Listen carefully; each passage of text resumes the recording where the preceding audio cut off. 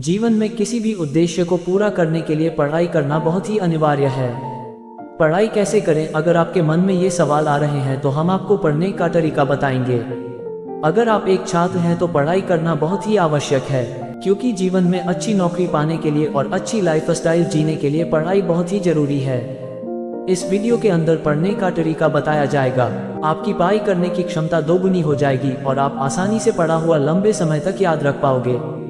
तो आइए जानते हैं पढ़ने का तरीका दीपक 2.4 के साथ। एक लक्ष्य जरूर चुनें। सबसे पहले अपने लिए एक लक्ष्य चुनें, उसके बाद सोचिएगा कि परीक्षा की तैयारी कैसे करें, क्योंकि जब आपको यही नहीं पता कि मुझे क्या करना है, कितने % अंक लेने हैं, तो आप उसके अनुसार पढ़ाई नहीं कर पाओगे।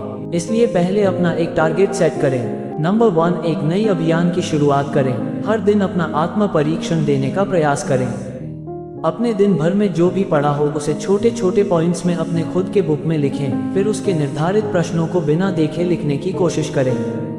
फिर उसको अपने दोस्त या शिक्षकों की सहायता लेकर टेस्ट लें। अगर ये मुमकिन नहीं है तो आप खुद ही अपने आंसर शीट को चेक करें। ये करने से आपको पता चलेगा कि आपकी कहाँ पर गलतियाँ हो रही है, और यह गलतियाँ वापस भविष्य में ना दोहराएं, इस बात पर खासकर दे ध्यान। नंबर 2, परीक्षा के पहले पढ़ाई पर निर्भर ना रहे। जो भी स्कूल में पढ़ाया जाता है उसे उसी दिन घर पर आकर पढ़े, उसे परीक्षा तक ना रखें। ये करने से आपको जो भी पढ़ाया है स्कूल में वो उसी दिन समझ में आ जाता है। अगर ना आया हो तो आप दूसरे दिन जाकर अपने शिक्षक से उसके बारे में पूछ सकते हैं। ये चीज़ अगर आप रोज घर पर आकर करेंगे तो आप परीक्षा के समय रिलैक्स और शांत रहेंगे। नंबर 3, परीक्षा के समय अपना मन हमेशा शांत रखें। रिसर्च के द्वारा ये पाया गया है कि एक शांत मन 4 गुनी ज्यादा चीज याद रख सकता है और बेहतर कर सकता है। इसलिए परीक्षा के समय अपना मन हमेशा शांत रखें। नंबर 4, परीक्षा की आखिरी दिनों के समय रिवीजन के लिए टाइम बचा कर रखना चाहिए।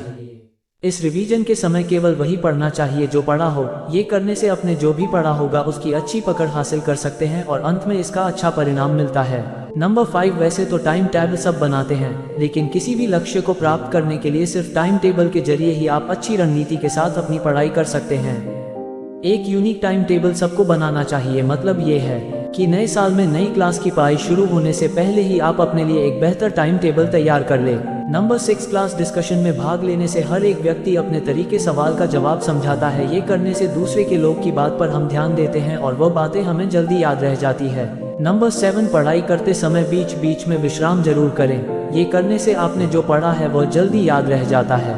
लगातार पढ़ाई करने से मन को बोझ लगने लगता है और जो पढ़ा होता है वह हम जल्दी भूल जाते हैं। नंबर 8, हर कोई हर एक विषय में होशियार नहीं होता, तो अगर हमें कोई भी विषय नहीं आता हो तो हमें किसी और से पूछने के लिए शर्माना नहीं चाहिए।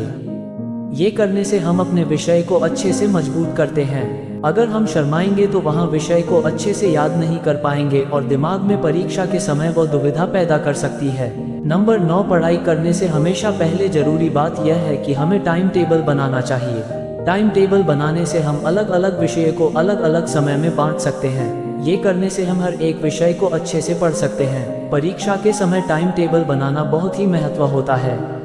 नंबर 10, पढ़ाई करते समय हमेशा ये बात का ध्यान रखना चाहिए कि हम उसे कभी बोझ नहीं बनाए। अगर हम पढ़ाई को बोझ बनाते हैं तो वह विषय हम कभी भी याद नहीं कर सकते।